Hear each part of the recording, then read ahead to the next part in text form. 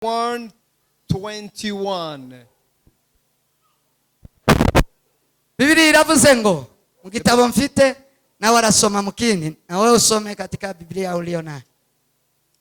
Yavuze ngo azabyara umuhungu azabyara umuhungu uzamwite Yesu kuko ari we uzakiza abantu ibyaha byabo. Nivo. Yeah. Soma na. Matthew 1:21.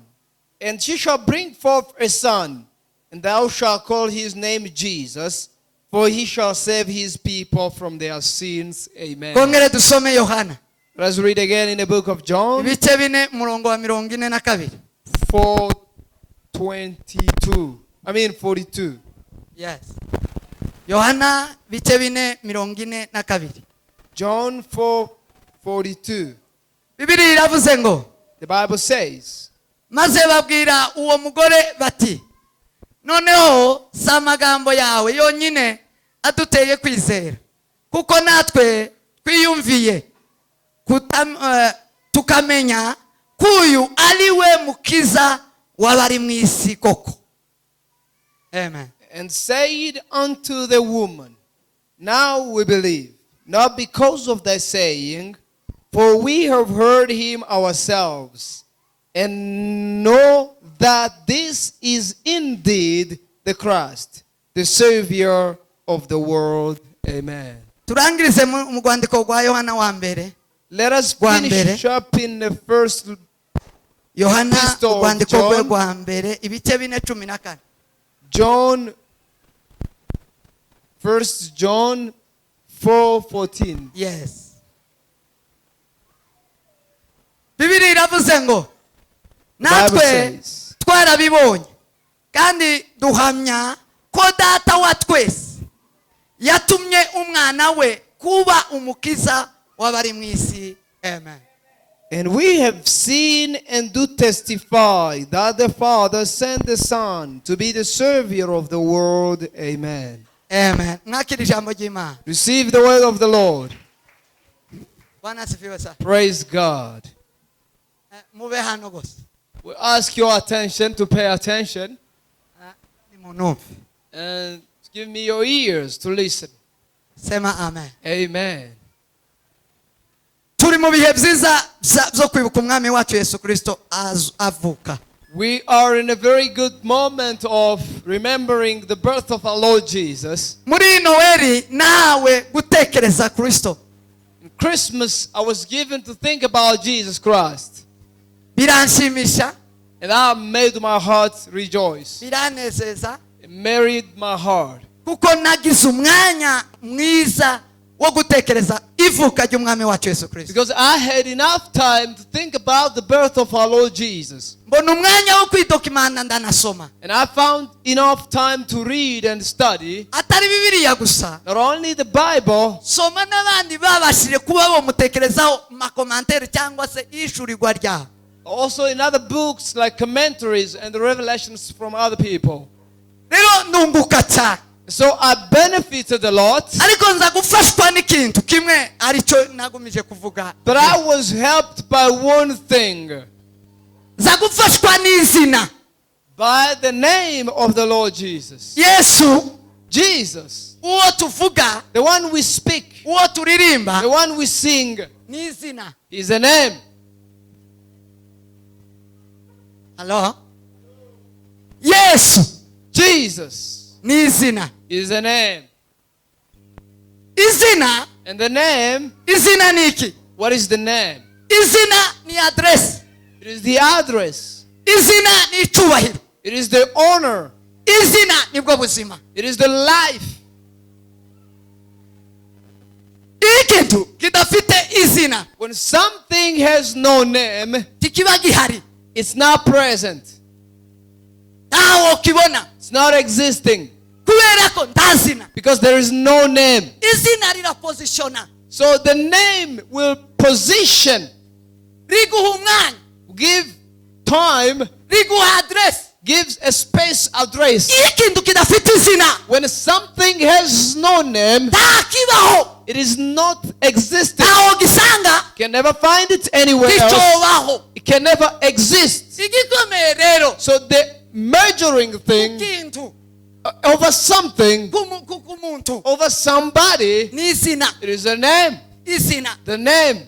Yesu Jesus, arutanwa n'abatuye mu isi, where he is much greater than people living in the world. atangaje mu ijuru How he is amazed in heaven, ni izina.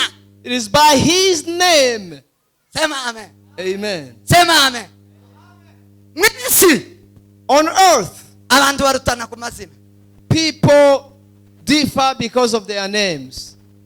Perezida wa Repubulika ya The, Kenya the president of the Republic of Kenya ni Uhuru Muigai Kenyatta. is Uhuru Kenyatta. Uwo ni perezida wa Kenya. That is the president of this nation. Iryo zina That name, ni izina risanzwe, it is a normal name.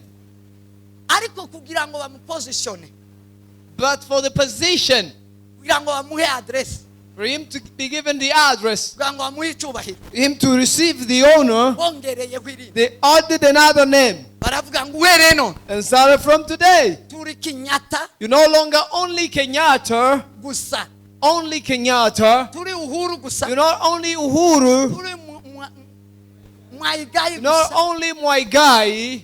uri perezida wa On top of that, there is president of the republic. yamasumba abandi bagabo, And then he became the greatest man in the country. yamasumba abandi bose He mu gihugu. became somebody of great honor than Abarundi anybody. basaba bivuga neza, Burundians will say it better. bazavuga ngo umukuru w'igihugu Say, the man of the country, the great man of the country, uruta abandi mu gihugu, who is bigger and greater than any other person. yarusa abandi mu gihugu.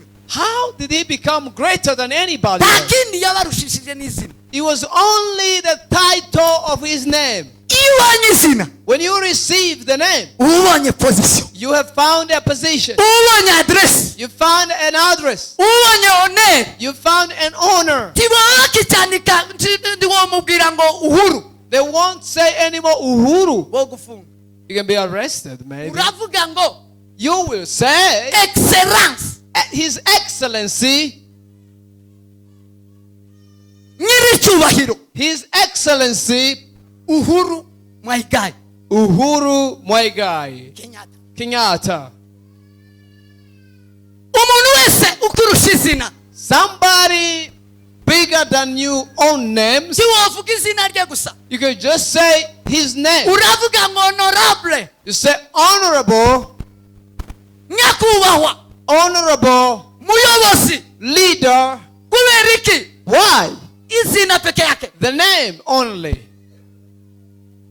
Yesu Kristo umwana w'Imana Jesus Christ, the Son of the living God. ni izina. It is about his name. Sema amina, Amen. sema amin. Hallelujah. Tuweze isi cyubahiro. Praise the Lord. Mu bumana In godliness, izina the name, nicyo gihembo giheka.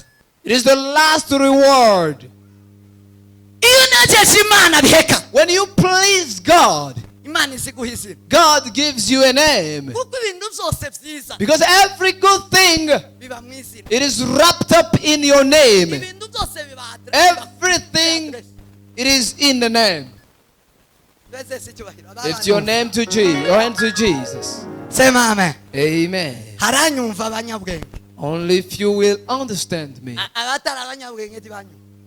The wise people will listen to this and understand. Ariko reka tube tubasizeho tugendane n'abisi. But let us just Okay. follow this. Abantu bazi kumva. People can listen carefully. Sema amen. Amen.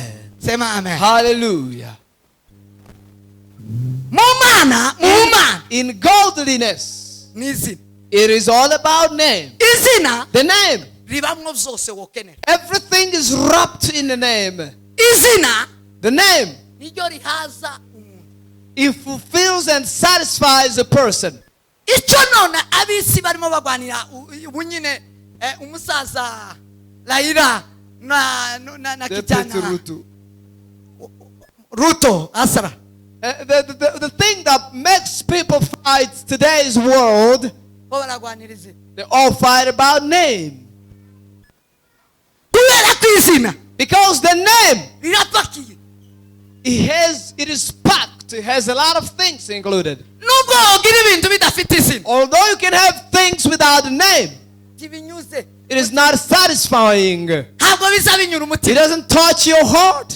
ntacyo biba bimaze It means absolutely nothing. ariko izina But the name, icyiza cyane the good thing about the name, rirapakiye byo it packs everything. ibindi byose wokenera Everything that you will ever want, biri mu izina it is included in a name. noneho mu bumana Therefore, in godliness, imana igaha umuntu izina God gives somebody a name wayinesheje who pleased him. igihembo yesu The reward that umwana Jesus, w'imana yaha the Son of the living God, was given, byari izina it was name. yesu yaje afite izina Jesus came with the name mbere y'uko avuka before he was born. habanjije izina The name started first. sema amen Amen. twese icyubahiro Hallelujah. haleluya Amen. yesu gituma ari izina Jesus, why is a name? iyo wemeye izina When you receive the iyo name, wizeye izina when you believe the name, urahinduka you change. ubona pozisiyo Find a position. uba winjiye mu mana You've entered in God. yesu mbere yo kuza Jesus, before he came, habanjije izina the name started. abakozi baramuhanura It was prophesied. yesaya aramuhanura Isaiah prophesied. hashira imyaka 700 And 700 years passed by. aravuga ngo hazo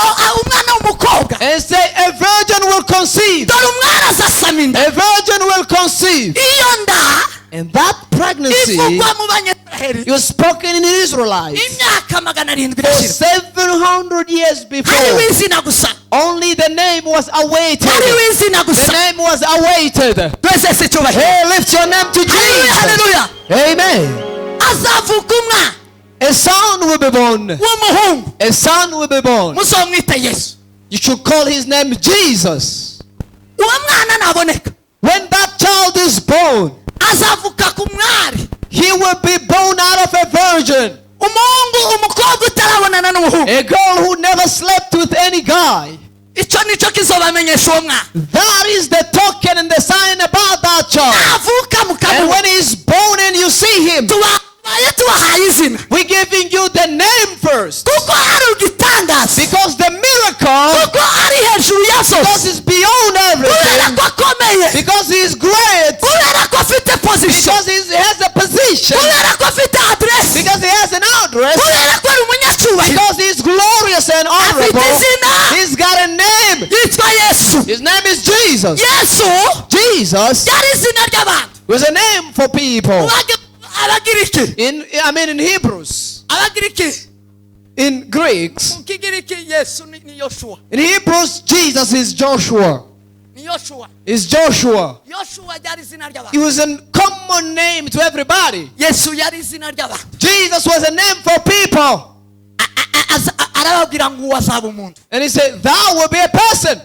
nubwo atazabyagwa n'umugabo Although he won't be born from a man. nubwo atari imbaraga z'umugabo Although it n'umugore is not the conception of a man and a man ariko woman. azaba ari umuntu But he will be a person. kuko cyari igitangaza Because it was a miracle. kubabwira ngo umwari azaza Tell somebody that a virgin will azazara give birth. gute How gute is it bizaba possible? gute How is it possible? hanyuma haleluya Amen. twese si tubahiro Hey, hallelujah.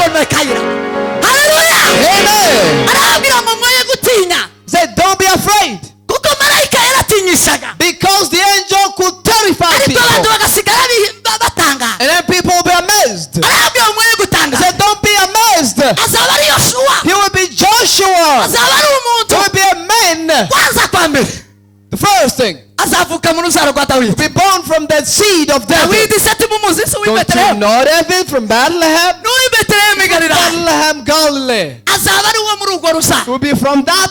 kera yesu baramudefinishije abaye umuntu So he's defined already as a person. kandi ni igitangaza And it's a miracle kuko si imbaraga z'umugabo n'umugore because it is not the power of man and a lady. umwari utarabonana It was n'umugabo a virgin who never slept with anybody. yitwa yesu And his name will be Jesus. aravuga ngo ni umuntu He said, that's a person. ariko ndore inshingano ze, But this is his ndore responsibility. akazi kiwe, This is his work. dore kimuzanye. This is the reason he's coming. Azakuraho He will remove ibyaha by'abari. all the sin of sinners. Amen. Haleluya! Hallelujah. Azabaje He will come gukuraho ibyaha by'abari mu isi. to remove the sins of them that are living in the world. Iya monesa yarangora perias. Izina The name ridefiniswa, irangizwa, rivuga umurimo. defines the responsibility or the activity work. Ni umukiza w'abari mu isi. He is the savior of them that are living in the world. Sema amen. Hey, hallelujah. Atukuzwe Mwokozi. Praise the Lord. Ahimidiwe mama. Ahimidiwe milele. Azaba ari umukiza w'abari mu isi. Be the savior of them that lives in the world. Yesu ni umukiza w'abari. Jesus, a savior to them that live in the world. Definition ya Yoshua. So that is the definition of Meaning Joshua. ya Yoshua. The meaning of Joshua. Ni umukiza. It is the savior Azaza aje gukiza abantu. who brings salvation to people Ibyaha by'abari mu isi. of their sins. Icya kabiri. Secondly, Izina ry'umwami wacu Yesu. the name of our Lord Jesus. Nashaka kubabwira ngo mwemere izina. Bwira mugenzi wawe ngo emera izina. I want to tell you to accept, believe in the name. Receive the name. Yesu ni izina. Jesus is the name. Yesu ni izina. Jesus is the name. Yesu ni izina. Jesus is the name. Yesu yatangizanyijwe n'izina, Started with the name. niryo ryaje mbere. What comes first? Ngo arangizanye. And after that he came after. Arangizanya n'izina. He ended up with the name as well. Muzamuririmba indirimbo. You normally sing a song, Ni ivyanditswe vyera. which is the scripture. Imana imuha izina risumba ayandi. God gave him the name beyond the other names. Yararangije akazi ko mu isi. He has already completed the work of the earth. Imana imuha izina risumba. kandi n'indimi zose zature ko Yesu ari umwami. Imana imimuha izina risumba ayandi yose, kandi n'indimi zose zature ko Yesu ari umwami. Hallelujah! Hey! Yesu ni umwami. Jesus is the king. Yesu ni izina. He is the name. Yesu ni izina. He is the name. Iyo utamenye Yesu ko ari izina, When you don't understand that Jesus is ntacyo the name, wabonera muri Kristo. you can't find anything in Kandi icyo Christ. uzabonera mu Mana. No, in God. Ibanga ry'ubumana The secret of God, ni izina. it is the name of Jesus. Ibanga ry'ubumana The secret of ni godliness, izina. it is the name. Mu buriganya bwa Satani The deception of the devil, naryo bizingiye mu izina. it's also in the name. Amen. Imbaraga zose Every power, ziri mu izina. it is in the name. Uhuru amaze guhabwa izina, When Uhuru Kenyatta receives the iyo name, yavuze when whatever he speaks, igihugu cyose kiramwumva, the entire country bakama buzuza ubwo will follow the order ubwo. right away. Right away, immediately. Muri Yohana, In John, igitabo cya Yohana the book of John, gikunda kuvuga izina ry'umwami. it speaks about mostly the name of our Lord Jesus. Gakunda kuvuga bivuga cyane ijambo ry'Imana. And it speaks about the word of the Lord, Ijambo ry'Imana. the word of God. Bibiliya iravuga ngo, The Bible says, arandika aravuga ngo icyo ushaka cyose he said, whatever you want and Aragakiza. desire, salvation included, ni mu izina rya Yesu. it is found in the name of Jesus. Icyo usaba cyose Whatever you pray, ask for, ni mu izina. it is in the name of the Lord Niba Jesus. ufite icyo ukenye, If you've got something you niba lack, ufite icyo ushaka, if you've got something you need, nuja gusenga if you want to go to pray, uzosenge mu izina. pray in the name. Icyo cyose Imana itanga Whatever that God gives us, izagitanga mu He izina. gives it in the name. Mu izina rya Yesu In Kristo. the name of the Lord Jesus. Uwizera izina rya He Kristo, who believes the name of uwizera Jesus. izina ry'umwana He who w'intama, believes the name of the Lamb. akatuza akanwa ke, And he confesses with his mouth. akarihamagara. And he calls upon the name. Yesu we! Jesus. Yesu! Jesus. Amen. Arakizwa. He will be saved. Usenga asaba ibyo kurya, Whoever prays for food, usenga asaba visa, whoever prays for visa, usenga asaba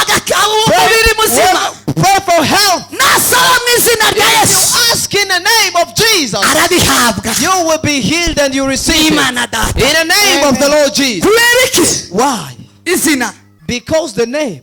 Izina. The name.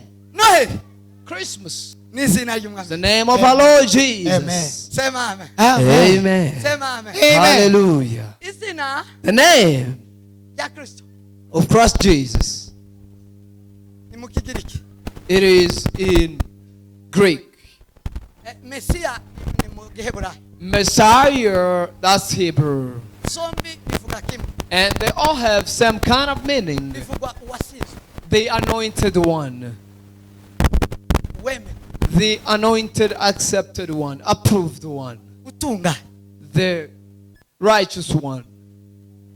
Sema amen. Amen. Sema amen. Hallelujah. Yesu. And it says that Jesus. Yesu yarababajije Jesus asked them a Abigishwa be. question. His disciples. arababwira ngo muzamunyitane. Said, who do you call me? Yari test, yari ikizamini. That was an examination. He was examining them. kugira ngo amenye neza ko abanyeshuri In order for him to know that they normally niba listen to mutazi him. meaning y'amazina ya Yesu If you don't know the meaning of the names of Jesus, tagakiza mugira, you do not have salvation. nta migisha yo mu Mana. You don't have the blessings in God. Izo mugira Whatever you have, ni bikenyeri. just temporarily. Yes.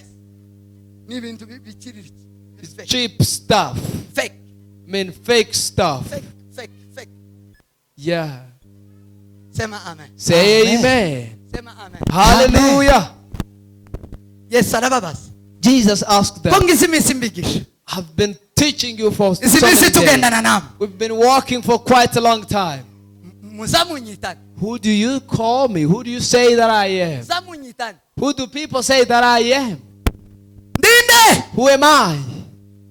Ninde. Who am I?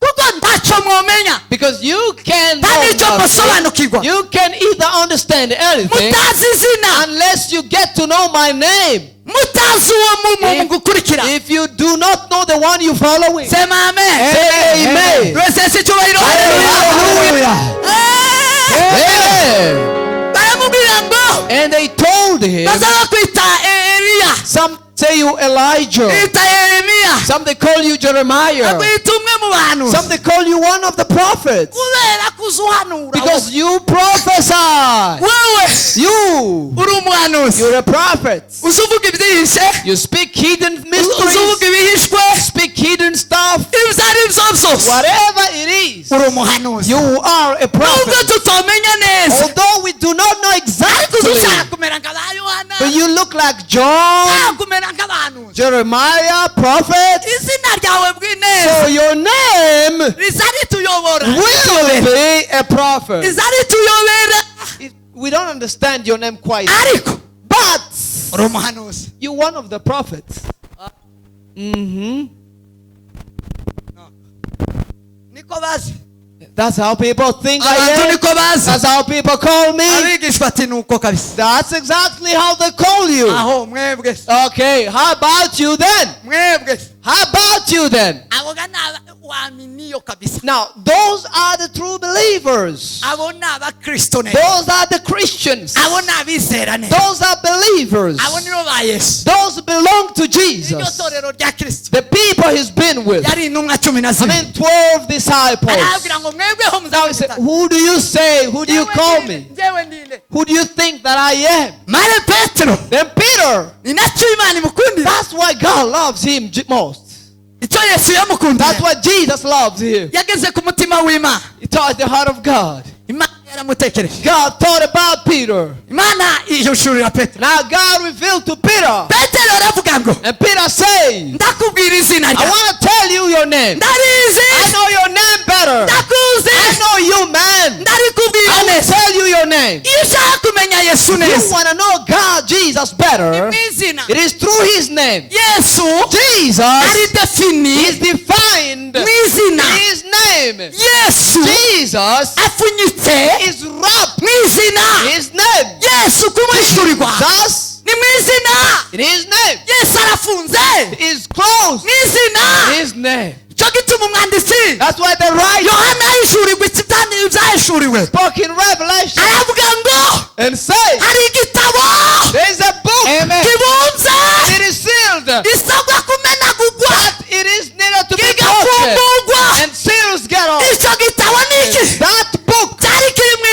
What was in the book? ni yesu. Was Amen. Jesus in the Ila book? mgenzi wangu ni yesu. Tell your neighbor Jesus. in the Yesu book. we. Jesus in the book. Haleluya. Hallelujah. Mimi ni tayari. Amen. Povero nimekaya. Amen. Amen. Ilumini opresans. Hallelujah. Hallelujah. Esalado vergadres. Ayi we himu wakaya. Mungu lupanada la forme testan free. Free smith me punatai no spray. Awi broke sanctify. Awi gasanki anota. Amen. Yo. Mene yo mijuwe. Amen. Ne no senso me. Aungango el dai. Yo ararira. And John cried. He cried. Manye gitabo we. I said, book. Kibunda And we. it is sealed. Kirimwe bikomeye. Mysteries are in Amuzu there. kibumbura. Nobody is worthy to open Nindu it. kibumbura Who we. can open it? Nindu kibumbura Who we. can open the book? Malaika aramwanga wirira Yohana. Don't cry, John. Wirira Yohana. Don't ever cry. Ndori ntare umuryango wa The Yuda. Lion of Judah. Amen. Yes. Ndori ntare umuryango wa The Yuda. Lion of Judah. Ndori sina we. The Lion of Judah. Neri mekoni taya. Oh, yes. Sumni breni tompe kanino. Wanglo tsayiza. Amen. Amen. Hilo sibai to fermata. Ando è come contro te pismia. Amen. Amen. Wirukulu wakapakani some no verati. La strofer medras. Wirira Yohana. Don't cry, John. Wirira Yohana. Don't cry, John. Ndori ntare umuryango wa Yuda. There's a Lion of Judah Yishitse cho Dawidi. and of David. Kumenagura ivyo bimenye. He's the one to break those seals.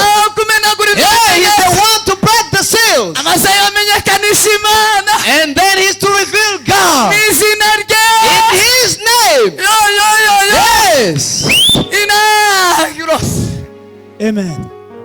Nakire kumenya izina we. Sing the name of Jesus. Nakire kumenya izina. Sing the name of Jesus. Mw'ishuri rw'Imana mw'izina. May God be revealed to you. Ishuri rw'Imana May mw'izina. God be revealed to you. Dometasa. Bela tanda la kisa. Petero aravuga ngo mfa kubwira. And Peter said, let me tell you, Uri Kristo. you are Christ Jesus, Umwana w'Imana ihoraho. the Son of the living God. Abamutandukanyije kuba umuntu. Now he separated him from being a person. Yesaya. Isaiah, Abantu bazavuga ngo ni umuntu. prophet will say, look a man. Petero Peter, wamuhishurirwe. who got revelation, Aravuga they say, you, bazakwibeshaho. they don't understand who you are. Wowe You, uri Kristo. you are Christ Jesus, Umwana the w'Imana Son of God, uhoraho. the living God. Hallelujah. Nubwo Yesu yabumbutse. That's how Jesus was revealed and Uwo exposed. munsi bashanywe igitabo. That's when they broke the seals on the book. Uwo munsi Yesu yabumbutse. Jesus was revealed. Yesu ni Kristo. Jesus is Christ Jesus. Yesu ni Kristo. He is Christ Jesus. Yesu ni Kristo He mwana is w'Imana. Christ the Son of the Yesu living ni God. Kristo mwana w'Imana ihoraho. Hey, yes. Hallelujah. Wiringira uwo mu mwana. The one who believes the Son, Uhabwa uwo mwana. the one who receives the Son, Umwana w'Imana the ihoraho. Son of the living God, Ni uhabwa ubushobozi he receives bwo power kwitwa umwana w'Imana. to be called the sons of Yohana God. igice cya mbere John 1, umurongo wa 12 12 na 13 up to 13. aravuga ngo And it says, abamwizeye those bose who believed in his name, abamwizeye bose those who believed in his name, yabahaye he ubushobozi gave them power. abamwemeye ko Those who umwana believe that he's the Son of w'Imana God, ihoraho of the living God, ari Kristo Christ Jesus, n'Imana. God, Kristo Christ n'Imana. is God. Sema amina. Amen. Kristo Christ n'Imana is God, n'umwana w'Imana the Son of God, ihoraho. the living God. Iyo umumenye When you believe in him, uhawe ubugingo. you receive life. Iyo ufite ubugingo You've got life. uri umwana You're w'Imana. a son of God. Uhawe ubushobozi You've got bwo power kwitwa umwana to be w'Imana. called the Son of God. Sema amen. Amen. Mwiringiye iki? What do you believe? Uzuhamagara iki? What do you call? What name do you call upon? Wakijijwe muki? What name are you saved in? Ubeshejweho ni? How do you live? Uba mu biki? What do you live in? Paul Paul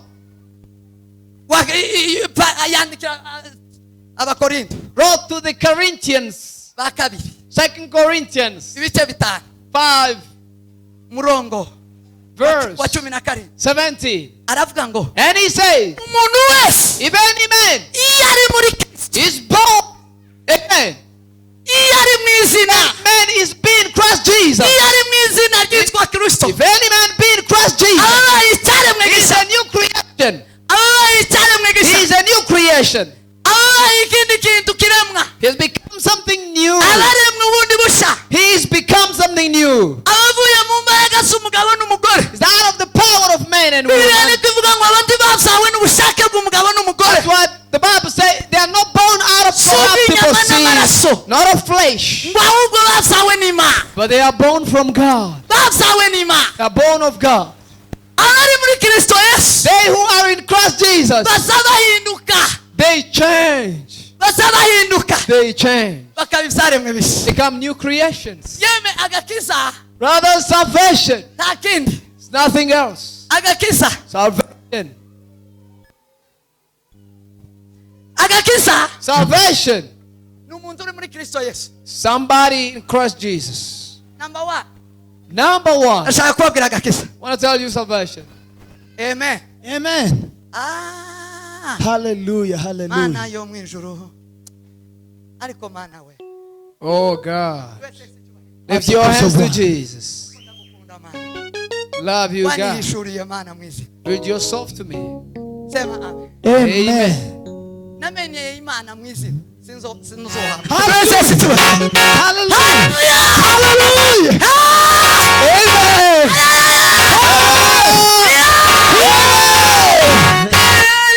Atukuzwe, atukuzwe.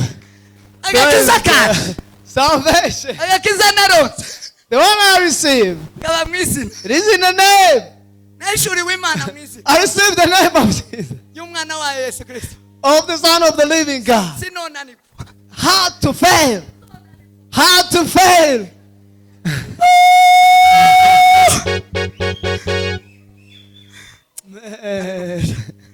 Mana we, Praise God. agakiza, Salvation. agakiza Salvation. ni izina, The name. watuje izina. He who confers the name. Kipofu mmoja One blind person. anaitwa Bartimayo, Bartimaeus. walipoketi kando ya njia, And when he was sitting beside the walkway, wakamwambia habari, and they told him the news Yesu atapita. that Jesus is passing. Walikuwa wakipita He wengi, was passing, they were many. akauliza nani And he anapita? said, who's passing? Wanamwambia ni Yesu wa They said, Nazareti. Jesus of Nazareth. Yesu wa Nazareti anapita. Jesus of Nazareth passing here. Wow, wow. Oh, Izina we. the name. Kipofu akatua ukwenda akatamua. The blind understood. Akagundua ya kwamba He discovered that uponyaji their salvation umo ndani ya is jina. in Christ Jesus. Basi mimi Therefore, kwa uponyaji by the healing, nitaitisha jina. I want to call the name of Jesus. Akapata sauti. Akasema, Mwana wa Daudi. Yesu mwana wa Daudi. Yesu mwana wa Daudi. Nirehemu.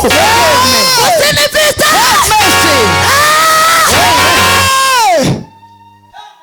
Yesu akasimama. Amen. And Amen. Jesus Amen. stood. Yesu arahagara. And he stood by. Arahagara. And he stood by. Abandi ngo ni iki? And other people say, what's going on? Abatazi izina rye. Other people who do not know the name. Uhagaze. Where are you standing, Jesus? Uhagaze ute? What are you standing for? Abandi iriya Other people there, barabwira kipofu. they are telling the blind person, Nyamanza. be silent. Why are you talking? Nyamanza. Be silent. Wewe nturi umuntu wiriye. You know, you live Nzira gusa. off the walkway. Nyamanza. Just shut up. Yesu And Jesus yumvishije izina. heard the name. Hari umuntu ukeneye kwakira. Somebody wants healing. Ni umukiza. He's a savior. Kandi akiza mu izina. And he hears through the name. Aravuga ngo singende. And say, I'm not going. Kindi umva umuntu wa I hear somebody calling my name. hari umuntu ushaka gukiza. Somebody wants healing. Kandi yamenye ko ari And he's discovered my name. azi ko ari mu izina. He knows it through the name. Amara arategeka. And he listened. Ngo isi walikuwa wakimnyamanzisha. And as they were making him silent, Anapandisha. he was raising his voice louder. Akapandisha sauti. And he would raise the Yesu voice. akasikia. And Jesus heard. Aravuga ngo mumuita. And said, call him here. Amen. Akuje. Call him. Naze yakira ubugingo. Let him come receive aze his yakira healing. agakiza.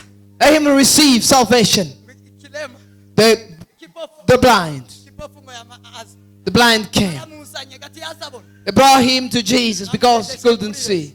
To Jesus. Wo azohamagara ngo uyara.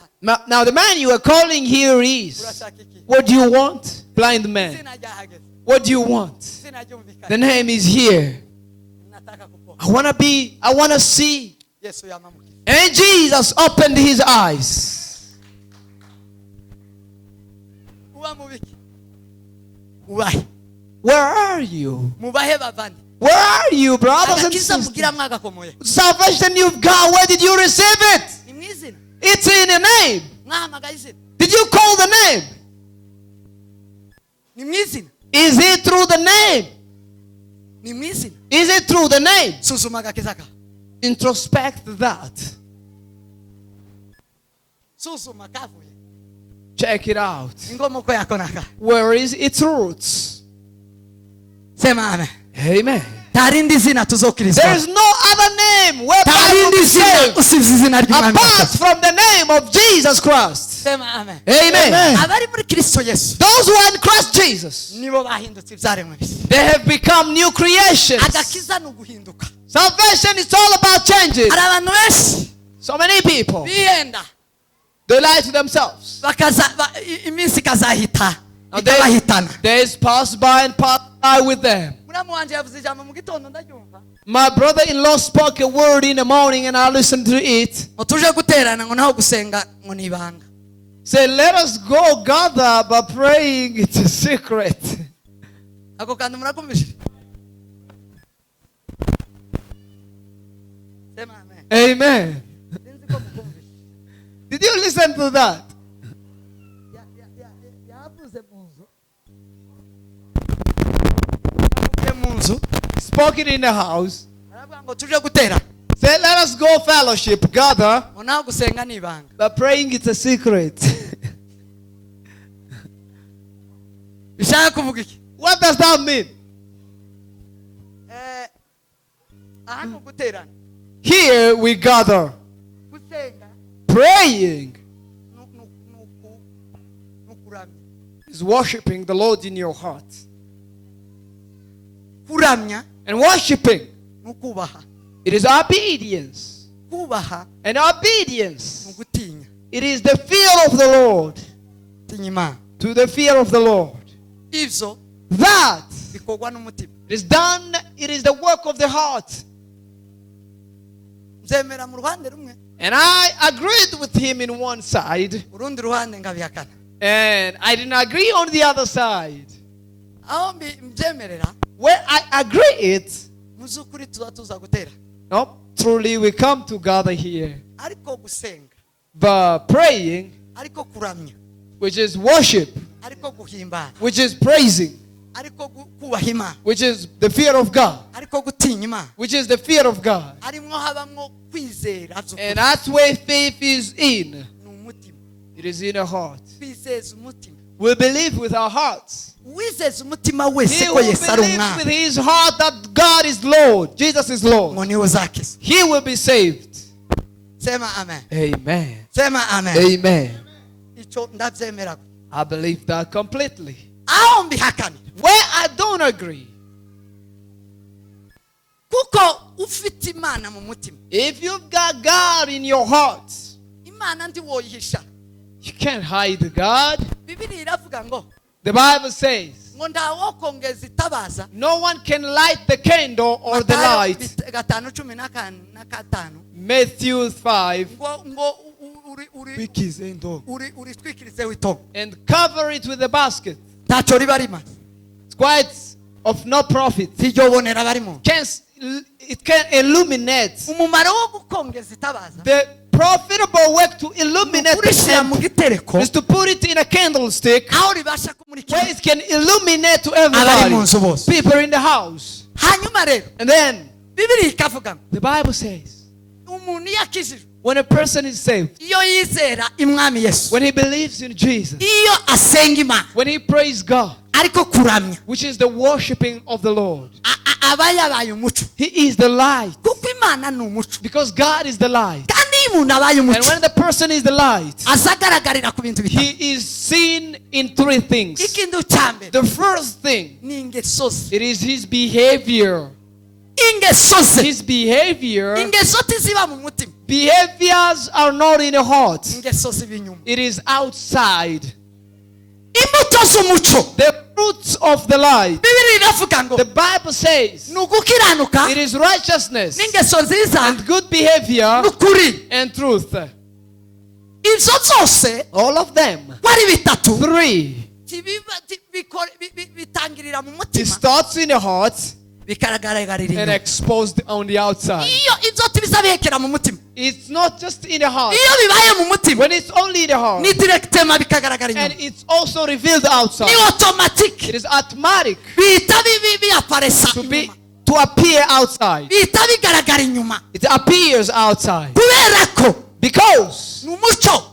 it is the light. Iyo Kristo ageze muri wowe When Christ is inside you, aba agomba kumurika, He's got to illuminate, kandi imirasire y'umuco and the radiance of the light. uri muri Kristo Yesu Trust Jesus. ni ugukiranuka, It is righteousness, ukaba urahinduye, and then you change. imirimo igahinduka, The works change. imikorere igahinduka, The activities change. umuntu agahinduka A person changes kubera ko ari muri Kristo Yesu, because he's in Christ Jesus. akaba arahindutse, Now he's a new creation. imivugire His igahinduka, talks changes. imyambarire igahinduka, Clothing's changes. yakiranutse, He is righteous. imirasire The radiance y'agakiza of salvation abari muri Kristo of Yesu them that are in Christ Jesus igaragarira mu ngeso. appears in our Ingeso ni behavior.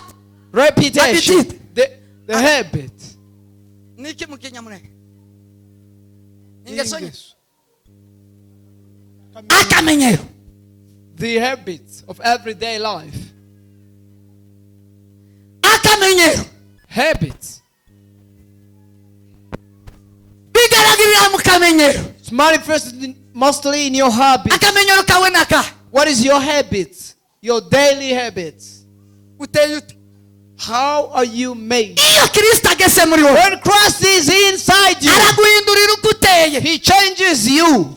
arahindura imiterere. He changes your made of. Yageze yageze muri Sawuli Came to Saul, yamahinduka, and Saul changed. arahinduka, yahindutse ku bintu bibiri. Was changed into two things. Ikintu cya mbere, The first thing, Sawuli yahindutse, Saul changed through yahindutse ku gikoko, ofisi zamazihinduka. his office changed. Yari aba muri ofisi He was in the office, yo guhiga intumwa no kuzica. the Pharisees chasing and persecuting the disciples of Jesus. Yesu Kristo ngo aze muri But we, when Jesus illuminated his yamava eyes, muri iyo ofisi he came out of that office aja muri ofisi y'urukundo, and he went in the office of love. aza yigisha urukundo. He teaches love. Mu gihe yigishaga kwicana, When he was teaching and showing persecution, yigisha gukunda. now he's teaching about love. Yamakunda He n'abanyamahanga, loved and he loved even the Gentiles. yamaja mu banyamahanga. He went even in the Roman Cya Empire. kabiri yahindutseho Second thing n'amaso.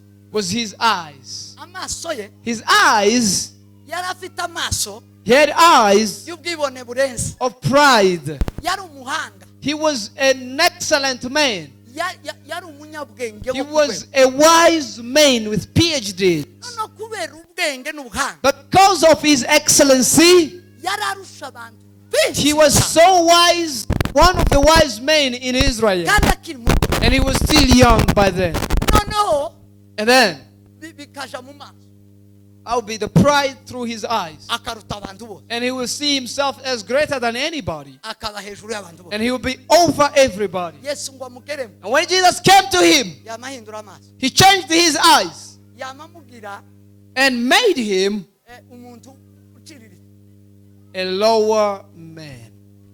aramwita, And he became a servant. aca bugufi, And he humbled himself. agira ibintu bibiri And now he received two other new things byamye bimukubita biramuhonda, that biramuhonda. suppressed him down. kandi uwabikoze ninde? And who did that? Ni Kristo uri muri we. That was Christ Jesus in him. agira imirazi, Now, he was someone with twisted eyes. complexe bamugezeho, And then he was now having an inferiority feeling. agira inyonjo, And he started having the ball here. aba deformed. And he was deformed. His body was no longer in shape. Yari agira taye nziza. He wasn't having a good shape. No aba kibaye ikindi gice. Now he became something there. Complexes zazara. And now he started feeling less. Ngo amara Then asigara na Kristo. he remained with Christ Jesus. Icyo kwishima The things to boast with inyuma behind, tagihari. it wasn't no longer. Icyo yishimira gusa. The only boast of his life, Ivyari vyishimo bye. what was his gain? Yari Kristo It mwana was wawe. Jesus Christ. Nicyo gituma yakazabwira abakorinto. That's why he will tell the Corinthians, Ngo nagambiriye kutagira ikindi cyose mbamenyesha. I purposed not to tell you any other thing. Nagambiriye kutagira ikindi cyose I nobabwira. purposed not to tell you any other thing. Izubwenge bw'ubuhanga naraparitse. The wisdom of this world, I packed it aside. Izo zari inyungu yanje nabihinduye. That was my benefits, but I put them aside as dungs. Byose ndabihindura. Everything I made it to be useless. N'umubiri wanje tusama. Even my body is not quite attractive. Simwiza. It is not that good. No. But Icyo mfite gusa. the only thing I have, Ndababwira Kristo. I want to tell Jesus. Mama aravuga Kristo. And then he spoke about Jesus. Gituma yakazavuga ngo iwarirata umusaraba. That's why I say I boast about the cross. Twese ese cyo bari. Hallelujah. Hallelujah. Hallelujah. Tacyo kwirata He yari got nothing to boast about. afite kwirata He umusaraba. got only to boast about the cross of Igeze Jesus. kuja gusenga. He wants time go Kubera to impamvu yumvaga abantu baguma kuvuga ko agira ari deforme. because people say he's out of shape. Baja gusenga Imana ngo imukureho igishako yagira. And he went to pray God to Icyo remove gishako the yari bone. inyonjo kandi Yesu arakiza That was inyonjo. the ball on his Yakijije back. inyonjo nisi Yesu. Jesus has healed many of them. Paulo yaje Yesu Kristo yaragiye mu bwato. Jesus healed many of them. Yabonekewe na Kristo ari mu bwato. Jesus revealed himself Kandi when he azi was in imirimo ya heaven. Kristo yakozwe. And he knew what Jesus done. Aza kuvuga ngo wowe nayishuriwe. And he said, you that God revealed from, Kiza ino nyonjo. heal me from this. Yesu aramubwira ngo Jesus told him, yewe nta kindi cyo kikubereye. my grace, Nta kindi cyiza. there's nothing good. Umubiri ntacyo umaze. The body profits not. Ubuntu bwanje buraguhagije My Paulo. grace is sufficient to you. Genda n'ubuntu. Go with my grace. Genda ubwire abantu ubuntu. Go tell people my Irata n'ubuntu bwa boast Kristo. about the grace of Jesus. Paulo arabyumva. And Paul heard it. Akagenda avuga ngo ndirata And umusaraba wa said, Kristo. I boast about the cross of Akavuga ngo Jesus. kuri bamwe ni ubupfu. And said, to some it is foolishness, Ariko ku bandi ni but to ubugingo. others it is life. Sema amina. Hallelujah. Abari muri Kristo People in Christ Jesus, baza bahinduka n'inyuma. they change even outside. Yakobo ahuye n'Imana. When James met Ahuye na marayika watumwe n'Imana. when Jacob met the angel, Yaramuhinduye. he changed him. Amaze kwihana ahindutse kuba Isiraheli. When he was no longer Jacob a deceiver, he became Avuye muri Israel. Yakobo. And he was out of Jacob. Agakiza no guhinduka. Sema Now amina. salvation it is changing. Abari inyuma sema amina. Hallelujah. Sema amina. Amen. Talking about Jacob. Yakobo Jacob, agakiza salvation ni ukuva muri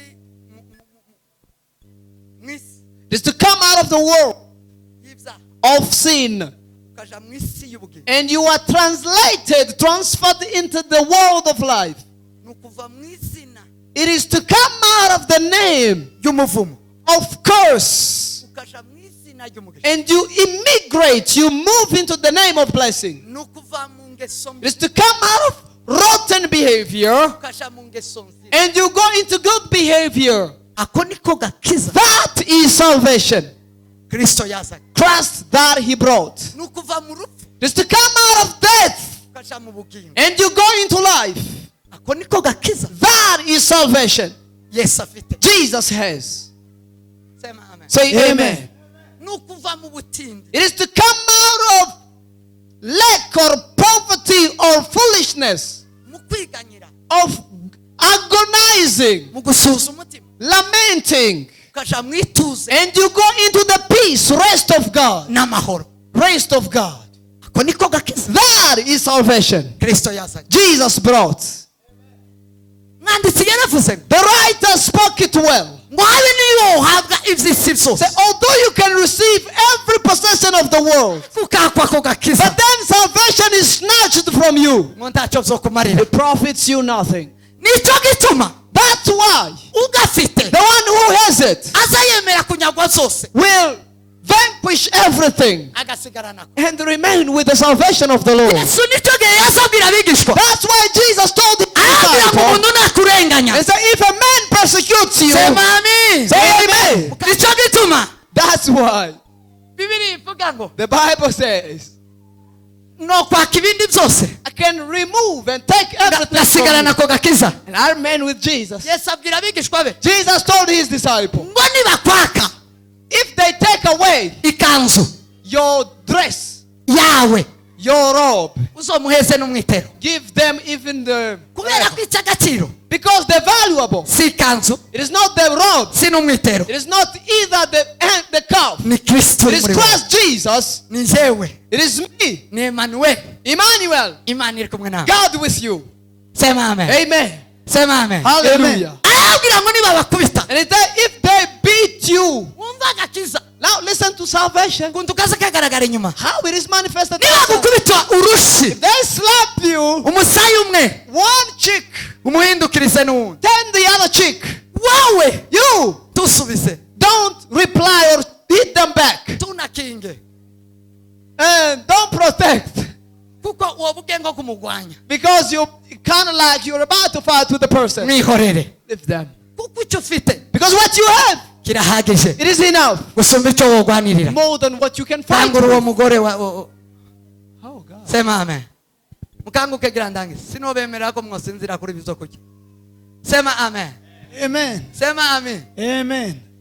bwana sife bwana sife. Amina. Amen. wese sikibaye Lift your hands to Jesus. bwana tukuze. Amen. aravuga ngo He said, uzomuhindukirize n'undi musaya. give him the other cheek, ni ingeso z'inyuma. the other behavior of the outside. ibyo ni iby'inyuma. That's the outside. arabwira ngo He told them. ngo pawulo arandika Paul wrote, aravuga ngo ntugatinye ibyica umubiri. don't be afraid of what kills this body. numenya ko ibintu biri byica umubiri gusa. If you know that this can only kill the body. wese si icyubahiro we. Amen. Amen. wese si icyubahiro mbabwire rino jambo we. Amen. Lift your haleluya. Hallelujah. numenya ko If you know izo intambara ugezemo that the fight you are in iri bugarukire ku mubiri is gusa only on your body, ntigire ikigutwara that you should not be afraid of. kuko Because uracyariho. you're still alive. kubera iki? Why? ubugingo bwawe Your soul, burimo kristo Jesus Christ is ni in. buzima. He's alive. arambwira ngo urupfu rwo gutinywa, And he said the death to be afraid of. urupfu rugoye, The death to be afraid urupfu of. rubi, The agonizing death. urupfu rubi The bad kind of death. ni ukutagira kristo. It is not having Jesus. icyica ubugingo That's what kills ni the soul. ikikubuza kristo, Something that ni departs ikikubuza izina from rya the yesu, name of Jesus. ni ikikubuza izina rya Something kristo. that stops you from the name of icyo Jesus. ngicyo That ni urupfu, it is death. uzogwihunge. Run from it. cyo gituma bibiri ivuga That's why the Bible says ngo yosefu Joseph, abonye umugore wuzuye ubusambanyi, when he saw a fornication, abonye umugore wuzuye irari, somebody who was full of ngo love, arahunga he ran away. kandi ngo ari we umucumbikiye, And he was the one hosting him. amusaba icyo amusabye, Asked whatever he should. aramubwira ngo nubwo urinde mabusha, Although you are my, nubwo mundunze, although you look nubwo after me, mumfashije, although you help me, ariko iki ngiki but this sinogikora. can't do. iki ni icyaha This ni urupfu. is the uru ni urupfu ni uruhunga. I can to run. nawe from it. kugira ukundi wongirira, You can do whatever you want kunkorera ibindi mwonkorera, and do whatever you want. si urupfu. That is not death. urupfu rubi The bad death. ni ubusambanyi, It is fornication. ni uguta izina It ry'imana, is to let the name of ni God. ugutandukana n'imana. To separate with God. ariko kiri kumwe n'imana, But as long as I'm with God, izo mwonkorera zose whatever you can do, si urupfu. it is not death. agakiza Salvation. ni comportement. It is the behavior. bwira mugenzi wawe ngo agakiza Tell your neighbor, tikagarukira gusa mu mutima, it is not only in the heart, tikagarukira mu not mutima, only in the heart. ni ingeso z'inyuma, It is the character, the behavior. ni matendo, It is the works, actions, matendo, works, matendo. works. urimo kristo If you've got Jesus, azagaragara n'inyuma. outside is also manifested. wubaha imana If you obey God, araboneka no mu muhanda, He is even seen in the midst of Utunze Imana. people. The one who lives with God, aragaragara no mu byashara, He is manifested even through business. araboneka mu byashara. He is also seen in the business. Mwakira ijambo ry'Imana. Receive the word of God. Mwakira izina riruta yandi. The name above every. Mwakira izina riruta yandi. Receive the name above. Yesu ni izina. Jesus is the name. Watu umenya Yesu mu izina. He who receives Jesus. Umenya Kristo mu izina. If you know Jesus in his name, Azahabwa ubugingo. you will receive life. Aho ni itorero riba. That's where the church is. Yesu aramubwira ngo Petero wamenye. He said, Peter, you know me. Aho nyine niho itorero That's rizubakwa. where the church will be built. Itorero riba mu izina. The church is on the name. Mwakira ijambo ry'Imana. Receive the word of God. Muve hasi dusenge. May you stand up. Yesu abagirire neza.